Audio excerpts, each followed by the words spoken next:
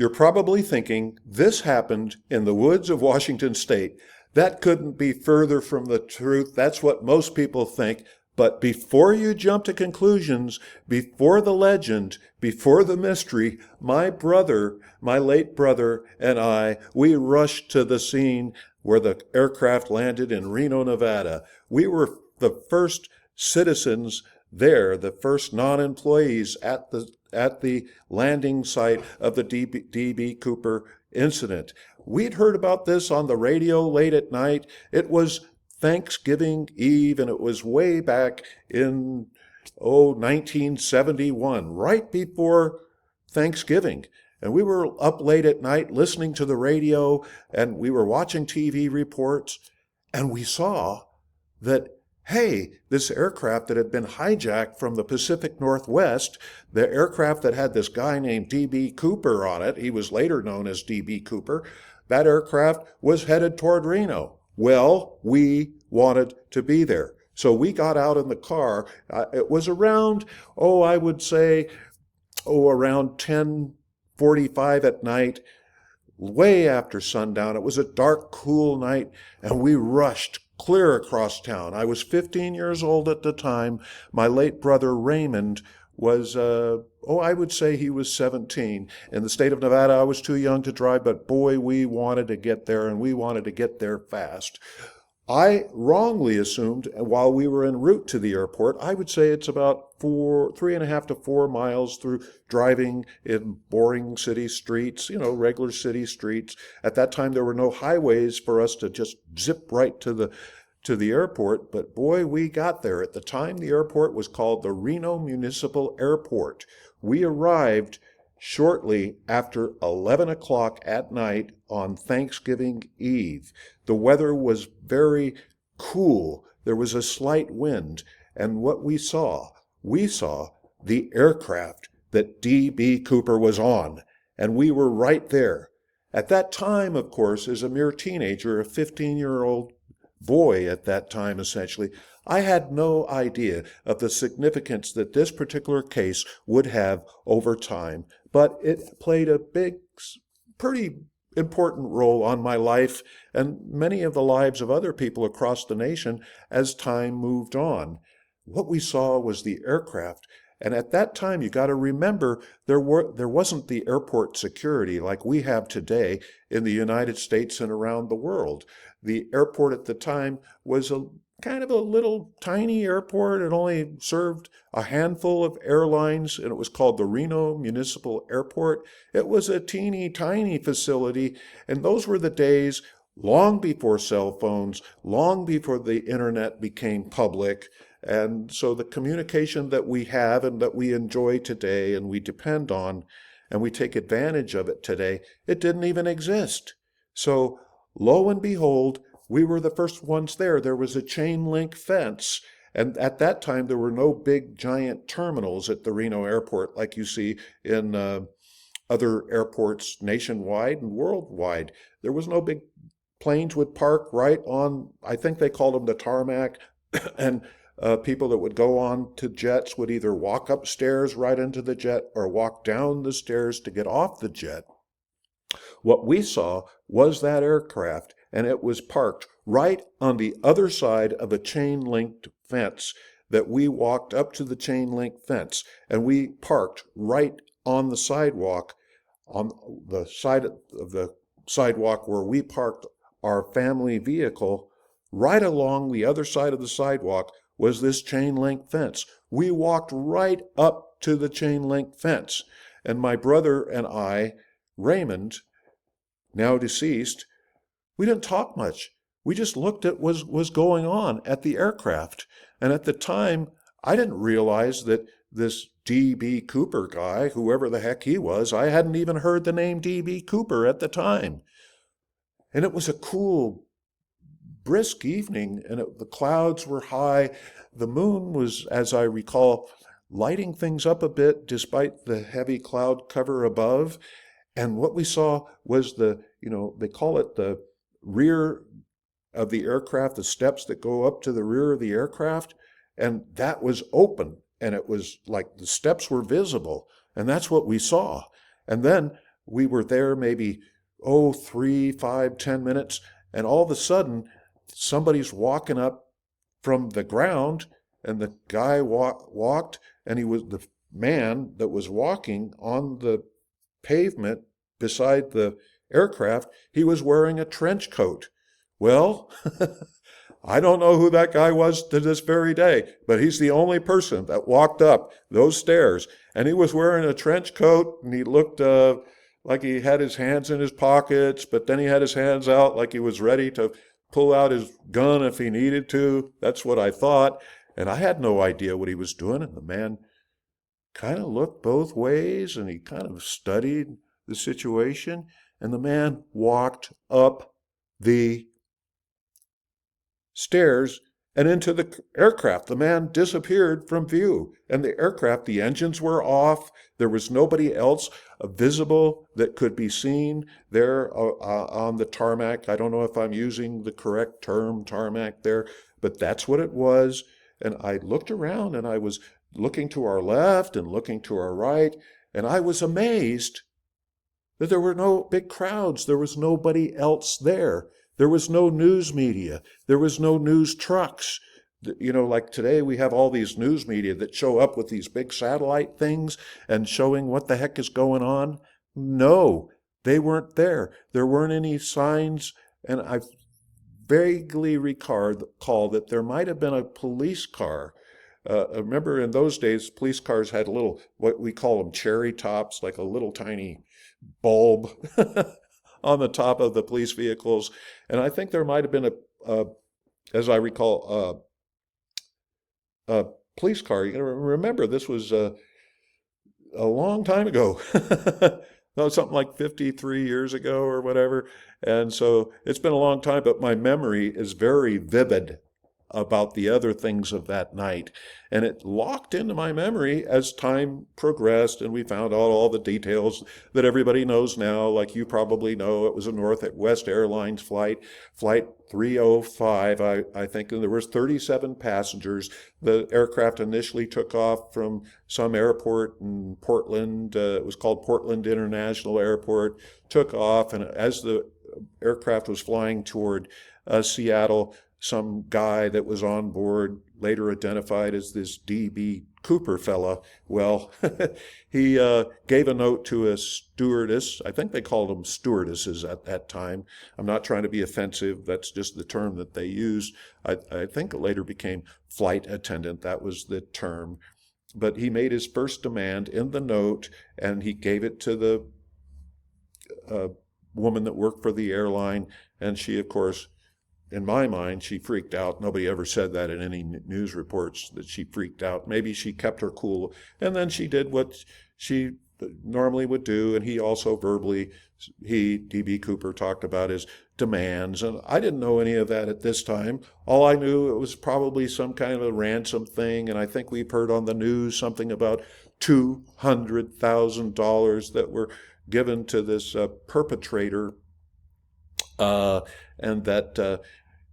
gosh, the last I'd heard, I think I heard news reports saying, the aircraft was flying en route from Seattle toward Mexico City. And it did not initially occur to me in those early news reports that, hey, this aircraft was going to stop in Reno to refuel before continuing on to Mexico City. But later on it came out that, hey, this aircraft was going to land in Reno, Nevada. And at that point, I had worked as an amateur journalist. I was working at the newspaper in Reno. It was called the Reno Evening Gazette, Nevada State Journal, every now and then. And so, that was a good thing. I was only a teenager, but they had a program in Reno where young people could write stories and do things of that nature. I think we worked maybe 2 to 3 days a week as teenagers during the program that I was on, and maybe just in the mornings for 4 hours a morning. And those were before the advent of child labor laws. They paid me about $100 after the whole summer to work at the newspaper. They say work, but it was just training to teach young people how to And so this D.B. Cooper thing immediately stuck in my heart because I was a journalist at heart. More than that, I was a singer, and I later in my early adult life was a professional and semi-professional opera singer, but that's what my goal was, also to become a journalist. So it was in my heart, it was pumping. This is a story, this is a giant story. And boy, if I was an adult, I would have hopped right on it because as far as I knew, we were the first people there. It wasn't until after all this that I discovered that, yes, indeed, we were the first people there other than, citizens that worked in the airport or people that worked for the various airlines.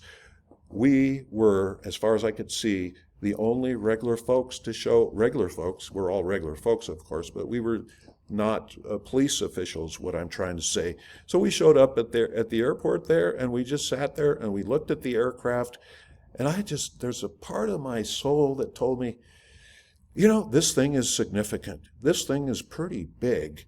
I'd never heard about this kind of incident, and to that point, I've always followed the news. I always thought it was kind of a big deal, the news or whatnot.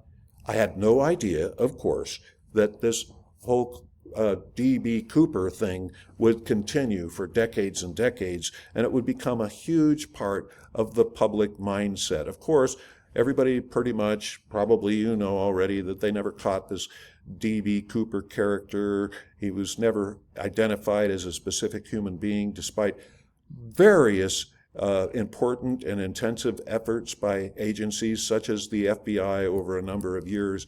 And so it was a big deal as time moved on, and I followed the news reports in later years, nationwide news reports, and so it became kind of an interesting situation. Of course, in the days that immediately followed that incident where my brother and I went to the airport, later that night, after my brother and I left, my brother and I were there at the airport looking at the aircraft for about 1 hour.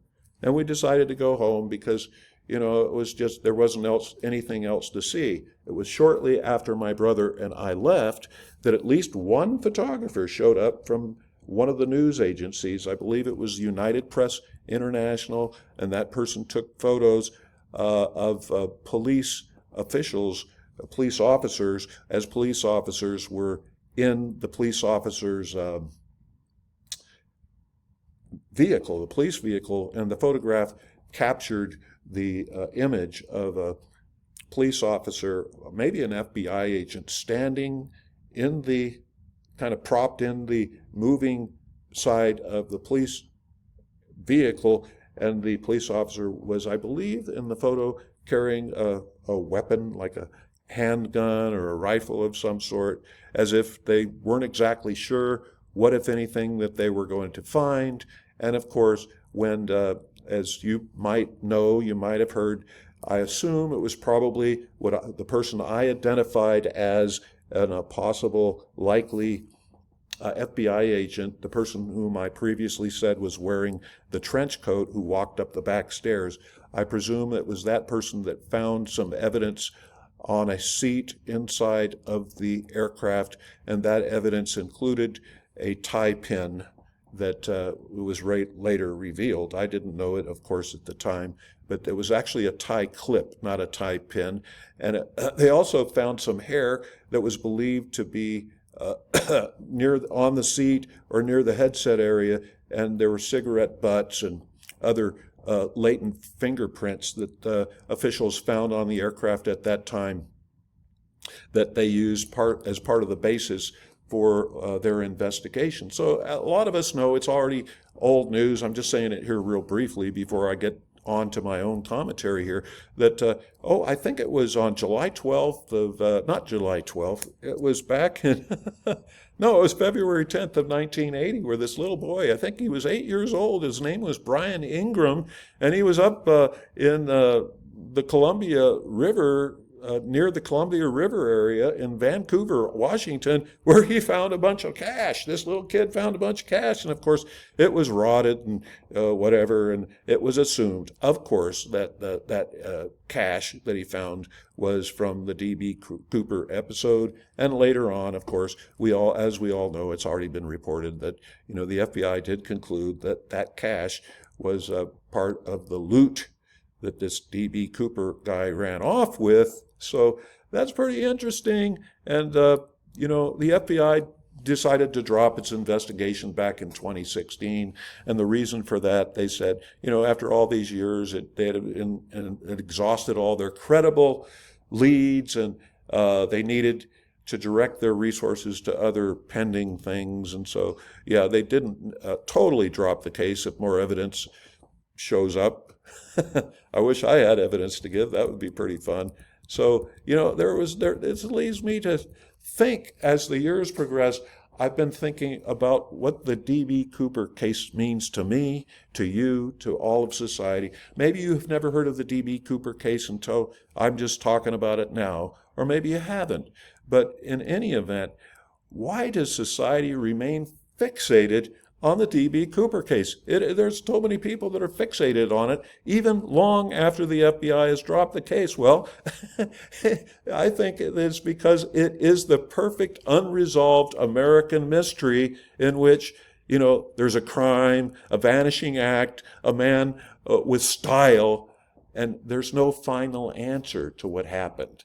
People love these kind of things when there's no final answer to a mystery, and it just drags on and on and on. And this brings me up to the psychological questions as well. What does sociology tell us about, the collective mindset that we as a society have about this whole thing?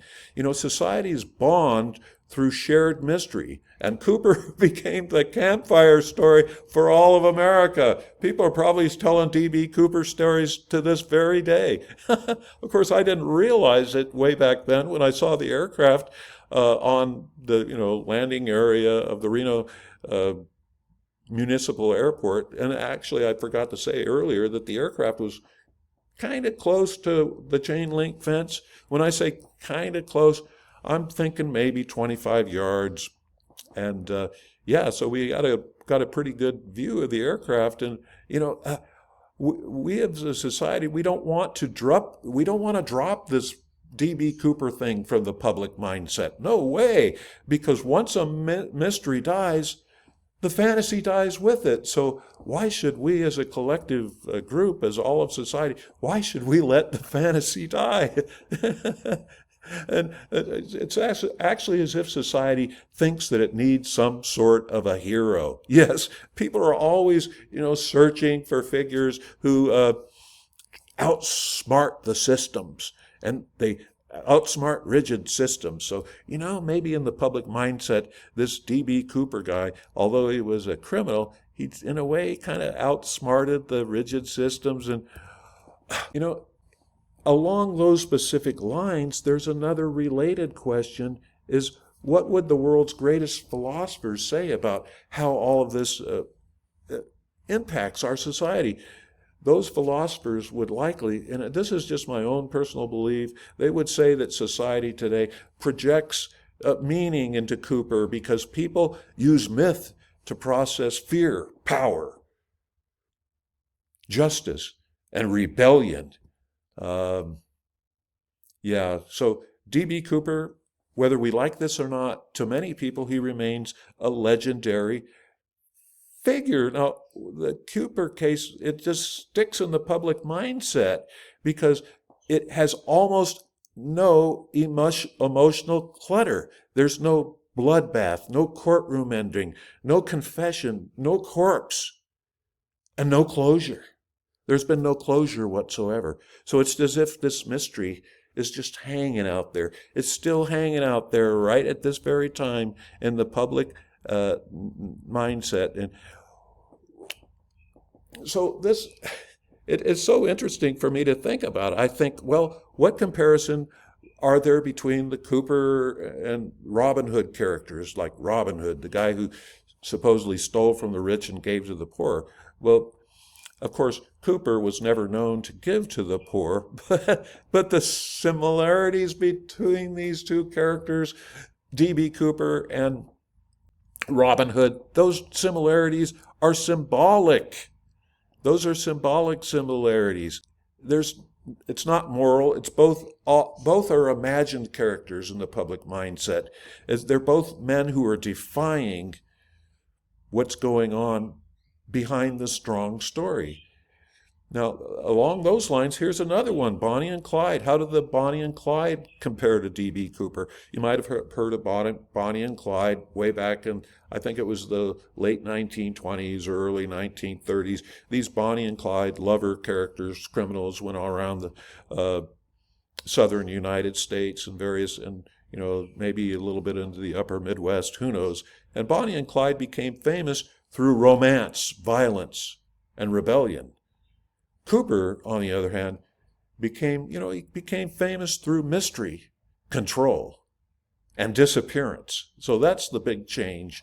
And how does Cooper compare in the public mindset to John Dillinger? You might have heard of John Dillinger. He was the criminal that went off blowing things up, always escaping and, getting away with bad things, stealing things, and he had all kinds of criminal buddies. Later on, Dillinger was gunned down by the FBI in front of a movie theater. I believe it was in Chicago. Well, fishy Depression era outlaw that the public watched in real time as things were happening. But Cooper, by contrast, is a cleaner, quieter, and more modern phantom. He's kind of out there, but nobody even sees what's going on with him at this time. My guess is whoever that guy was, he's probably deceased by now. And why do people keep wanting to solve this case? Why do people want to solve the D.B. Cooper case, even though, gosh, even the FBI gave up on it? Well, it's because solving feels like it's defeating a ghost. You're like defeating the ghost of this fella if you actually, determine who committed this crime. So Cooper it feels different in the public mindset than so-called ordinary criminals, because ordinary criminals, they just fall apart. Cooper, in the public mindset, he never did fall apart, and perhaps he never will fall apart. So why does his look matter so much? The dapper guy with the tie and the suit and whatever. He had this demeanor look, like where he turned out to be an icon, not just a mere suspect. The appearance of this guy made him different in the public mindset from common criminals. And why does the era in which he committed this crime matter? In the early 1970s? Well, in the early 1970s, we're already full of distrust, rebellion, and anti-establishment feelings. So Cooper landed in exactly the right cultural moment. That's for sure. And why does the airplane setting matter? Air travel symbolized order, modernity, modern things, and control. So hijacking a plane and vanishing felt like he was beating the imaginary system all by himself. Of course, there were a lot of copycat hijackings in the few years after D.B. Cooper's incident there. And of course, airport securities nationwide have improved and solidified drastically since then. If you go to the Reno airport right now, for instance, you can't even, see where airplanes land. You can't even see, definitely where they go when you're away from the terminal areas. You can't see all that stuff right now because everything is blocked off.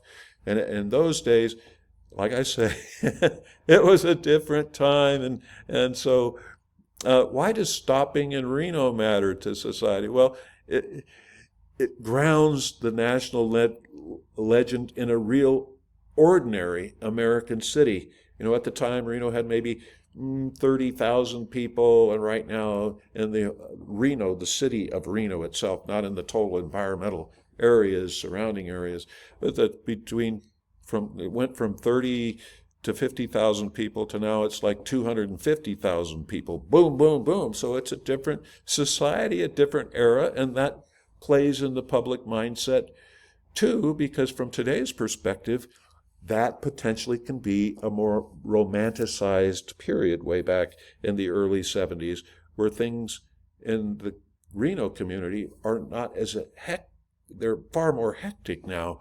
than they were back then, where Reno was more like a much more laid back community. And that's why Reno matters so much.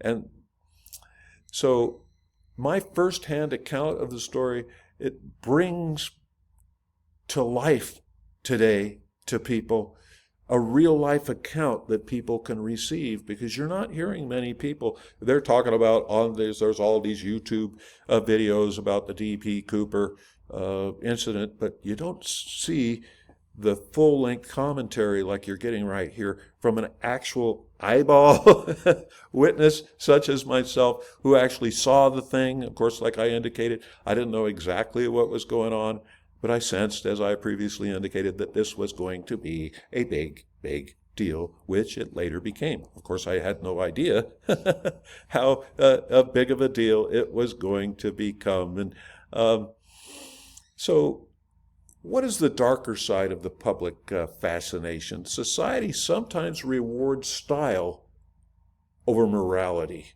Society is seeing D.B. Cooper as the stylish guy that should be romanticized, but when we really look down at what this character did, whoever he actually was, he was doing something immoral and against what we as law-abiding citizens want from ourselves in society. So, and what does all this say about the media culture, how the media has changed? Well, the mystery, it has strong visuals even today. People they see the iconic images of D.B. Cooper, and they see all these visual images of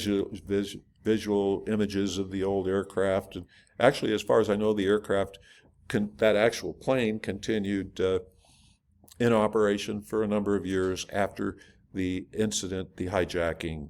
And so, D.B. Cooper also lasts. He just endures partly because of the internet age today. Back then, he just endured from word of mouth and occasional news reports and whatnot, and those people who happen to be fascinated with him during the, 70s, 80s, through the mid-90s. But right now, the internet just drives this thing, keeps the story alive, keeps the breath of D.B. Cooper in the public imagination. As a result, in the public imagination, D.B. Cooper still lives. He still breathes. He's still out there, perhaps.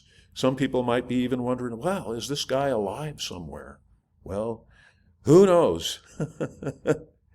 So why does the case still matter today? Because it tests how society balances law, myth, rebellion, and entertainment. They all lump together. So